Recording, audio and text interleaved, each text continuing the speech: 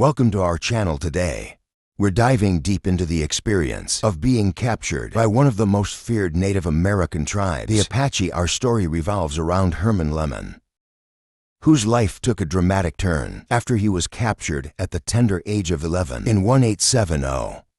Over the course of 9 intense years, he would find himself immersed in a world far removed from his own, learning to survive among the Apache. I research historical events that intrigue me, and I aim to share them in a way that feels like a conversation with friends. If that resonates with you, be sure to subscribe, like, and share the video. It helps grow our community and supports my work. In May of 1870, Herman's mother sent him and his siblings, Willie and Carolyn, out to the family's wheat field to scare off birds. After a job well done, the kids took a moment to relax and play, not realizing the imminent danger. Before they knew it, they were surrounded. Herman would later recall the horror of the moment, saying, "When we saw their hideous painted faces, we were terribly frightened, and some of us pulled for the house. But it was too late. Willie was captured right where he sat, while Carolyn sprinted toward the house.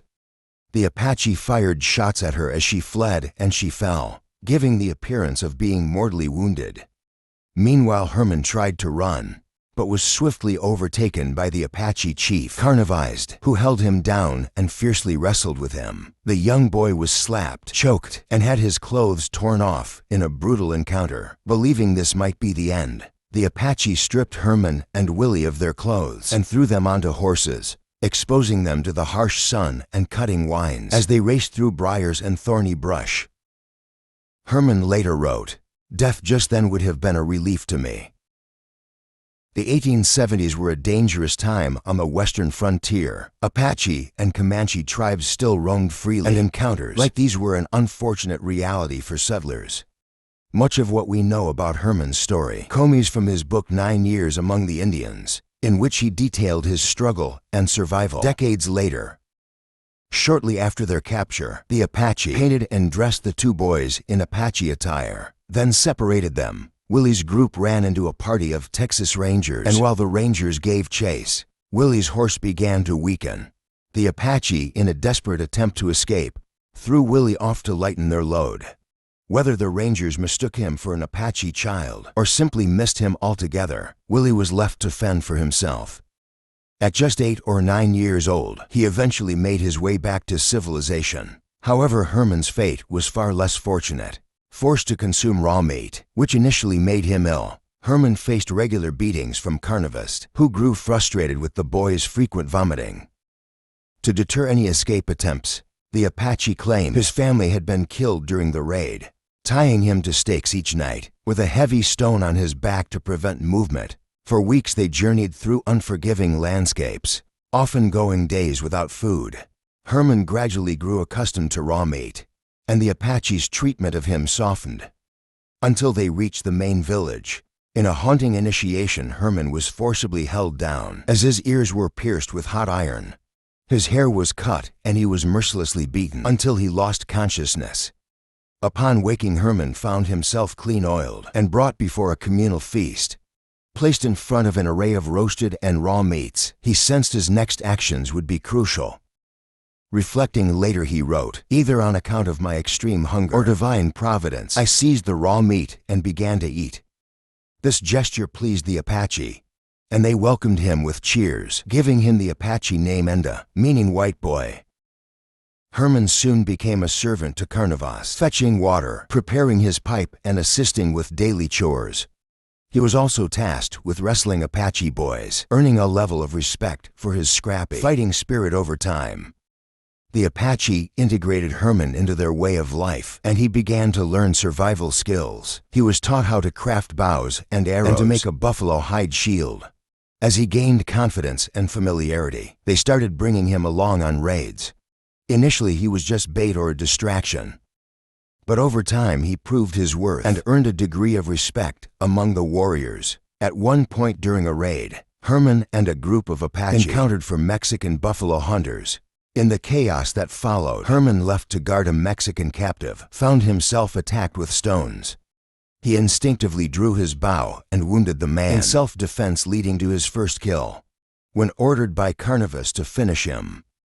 Though Herman was still just a child, the Apache saw this act as a rite of passage, fully accepting him as one of their own. As Herman's life became more intertwined with the Apache, the larger world around them was changing rapidly.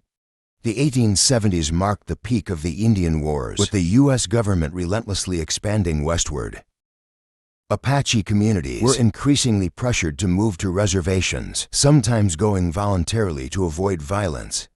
This new confinement led to rising tensions, not only with American forces, but also with rival tribes, including the Comanche. In attempts to resolve these disputes, gambling matches and competitions often took place, with Herman participating in horse races and wrestling matches with Comanche boys. In a twist of fate unknown to Herman, his family had not been killed, his sister had only feigned death, and his mother had never ceased searching for him, visiting every fort and settlement, asking about a young white boy living among the Apache. After 3 transformative years with the Apache, Herman had fully adopted their ways. The boy who had once yearned for freedom had become one of them now, bearing a profound fear and disdain for white settlers. His memories of his former life, language, and even his given name had faded. Opportunities to escape had come and gone, but he chose to stay, determined to prove his worth to the tribe that had reshaped his entire being.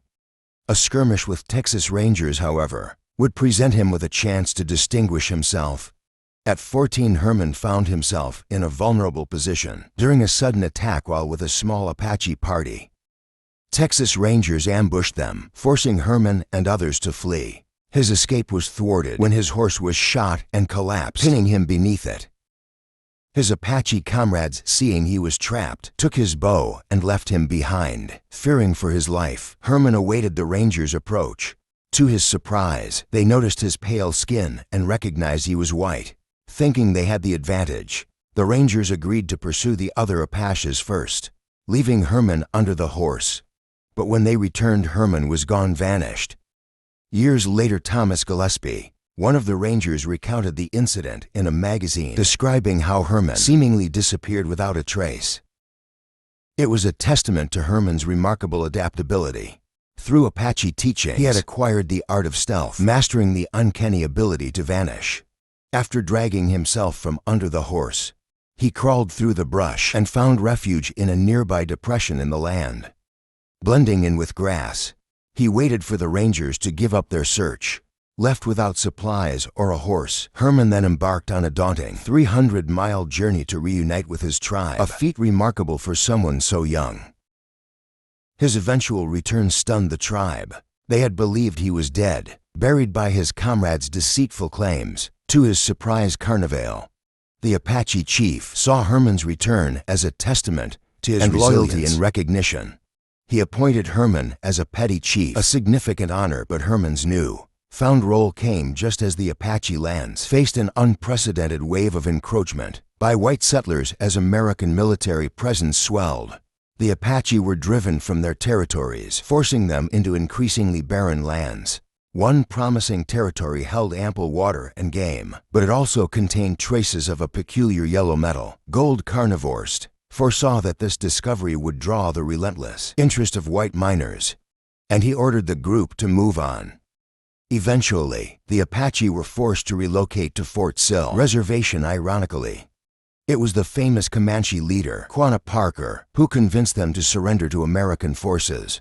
But the reservation life was bitterly confining, and before long the Apache made a daring escape, leaving the reservation under the cover of night. They traveled west, eluding soldiers for about 100 miles, but they soon faced the same old challenges: limited resources and the harsh landscape. Survival was a constant struggle, and Herman's tribe, faced with starvation and exposure, ultimately decided to return to Fort Sill, a move that would lead them into a world of internal conflicts and newfound dangers. Life on the reservation was turbulent. One challenge was alcohol, which was easily accessible, but devastating to the tribe's cohesion. The Apache bands, though culturally and linguistically similar, were not monolithic. Rivalries between them were frequent, especially with one particular group. Tensions flared regularly, but a particularly violent altercation occurred after a drunken celebration, or carouse as Herman called it. One Apache man was seriously wounded, prompting Herman's group to retaliate by raiding the rival band's supplies. The resulting brawl was only broken up by soldiers, but authorities now involved were set to dole out punishment. Herman's group, intent on avoiding further conflict, considered fleeing again, however. A final shipment of whiskey prompted them to stay one last night, a choice that led to chaos. Fueled by liquor, the camp descended into madness. Even women were drawn into brutal fights over accusations of infidelity, and tragically some lost their lives. In a rage, Herman's group launched an attack on their rivals, before packing their belongings and heading into the plains. Unfortunately, the rival band soon caught up. After an initial confrontation, the attackers retreated, luring Herman's group into an ambush. Warriors seemed to emerge from the earth itself, and chaos erupted in a hail of spears, tomahawks, and lances during the fray. Carnivs intervened to save Herman from a spear-wielding assailant, but was mortally wounded by a rival medicine man. Alone and outmatched, Herman found himself facing this figure, who had long instilled fear in him. Apache legend held that medicine men possessed supernatural protection, which made them nearly impossible to kill. The medicine man, wielding a Winchester rifle, taunted Herman, declaring it to be his last day. "We will see," Herman responded, hiding behind a large rock as bullets ricocheted around him. After circling the rock several times, Herman found an opening and loosed an arrow, which struck the medicine man beneath his shield. The man fell, pleading for mercy, but Herman, driven by survival and necessity, delivered a second fatal blow. In a somber realization, Herman knew he could no longer stay with the Apache.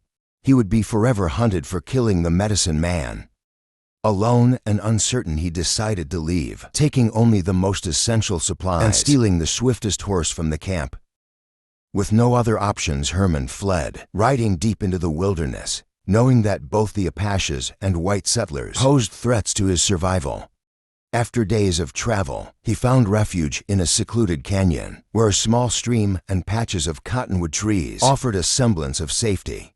Here he lived in solitude for 8 months, reliant solely on his own skills and instincts. But solitude proved unsustainable. One night under the full moon, he was awakened by distant voices. Initially, he dismissed them as figments of his imagination, but soon he heard laughter echoing through the canyon, chilling him to the bone. Venturing out of his shelter, he crept toward the sounds, and by the glow of a campfire, he spotted figures he knew too well. They were Apache members of the rival band, who had come to avenge their fallen medicine man. Realizing the danger, Herman gathered what he could carry and mounted his horse, fleeing northward. He left Apache territory behind, venturing into the range of the Comanche, a land that held its own perils but might at least offer a new chance at survival. At just 15, Herman was about to undertake a plan that was as audacious as it was desperate, with no real guidance. His hope was to locate a Comanche village, ask to join their tribe, and somehow avoid being killed. The Comanche were notoriously territorial and deadly to strangers, especially those they saw as threats. So the odds were certainly against him. And as if that wasn't enough, he didn't speak the Comanche language. Herman planned to rely on hand gestures and facial expressions, hoping someone might understand what we'd now call North American Sign Language, an ASLA faint hope, to say the least. Despite his vague plan, Herman soon got an eerie sense that he was approaching a Comanche encampment. He couldn't explain why, but something in the atmosphere warned him, and the tension must have been electrifying. And indeed, not long after he spotted their camp, rather than approach in daylight or with any formal greeting, he chose to slip into their camp under the cover of night. As he approached, a group of Comanche warriors seated around a fire, sharing stories and laughter, he found himself struck by their liveliness, a stark contrast to the usually somber Apache camps he'd known. He mustered his courage and stepped into their midst, only to send the entire group of warriors jumping up in shock, emitting war cries and scattering. Herman stood there bewildered until they returned, roaring and ready to fight. Knowing he had to act fast, Herman made signs of peace. One fierce elder woman seemed eager to see him dead, but another Comanche, who understood Apache, intervened and allowed Herman to explain himself. Herman told the incredible tale of his journey, a white boy raised by Apache, forsaken by them, and now seeking a place among the Comanche. Remarkably, one of the warriors recognized him from past encounters, remembering the time Herman had beaten him in a horse race organized by Carnivesti. The recognition won him a tentative acceptance, and he was allowed to stay. Over the next days, Herman traveled with the Comanche until they reached the main body of the tribe. Here he presented himself before the chief, pledging to take on the role of a Comanche warrior and to defend the tribe as if he'd been born among them. He received a new name, Montekina, a name that would symbolize his rebirth within the Comanche people. For a time, Herman found a place in Comanche society. He took part in raids, fighting both Tonkawa warriors and American soldiers, as he'd once sworn he would. However, the same encroaching forces that had harried the Apache were closing in on the Comanche. Quanah Parker, a respected Comanche leader, wisely recognized the inevitable and advocated for reservation life as a way to avoid starvation and death. The Comanche's way of life was ending, and Parker, seeing no other choice, agreed to move to a reservation. Once there, Herman encountered a surprise he could never have anticipated. He was finally reunited with his white family. The Comanche life had been his own for so long that it seemed impossible anyone from his past world would still remember him. However, his mother had never given up searching. Through sheer persistence, she found herself speaking with General Randolph S. Mackenzie, who happened to know of a white boy at the Comanche reservation. Mackenzie arranged for Herman to visit, though Herman himself was reluctant, believing his family dead. With encouragement from Quanah, who promised he could return to the Comanche if things went awry, Herman agreed to go. Arriving in Loyal Valley, Texas, he found himself surrounded by a crowd of onlookers. Among them was his mother, but Herman didn't recognize her. His old life was so far removed that he could hardly recall anything about it. His brother Willie and sister Mina, however, spotted a scar on his arm from a childhood accident, a wound he hadn't thought about in years. Herman's memories, long buried, came flooding back as he recognized his siblings. He later wrote about this moment, recalling how his childhood memories returned, finally allowing him to accept his white family, though with some reluctance. Transitioning back into a white family wasn't easy. Herman tried repeatedly to escape, and it took Willie's constant supervision to keep him from running off. He also refused to sleep on a bed, opting instead for the ground, as he had with the Apache and Comanche. He even found joy in donning his Comanche attire and amusing local children with war cries and stunts. Over time, his family's love helped him adapt to a normal life. Yet Herman never severed his ties with the Comanche. When he was 17, 2 years before reuniting with his family, he'd been formally adopted into Quanah Parker's family. That bond remained strong for the rest of his life. He continued visiting the Parker family and was regarded as a member of the Comanche tribe, even receiving tribal benefits until his death. In the end, though he rejoined his white family, he never truly left his Comanche family behind. Thank you for watching this video. We hope you enjoyed it, and we'll check out our other stories. If you have any questions, comments, or ideas for future videos, feel free to reach out. We'd love to hear from you.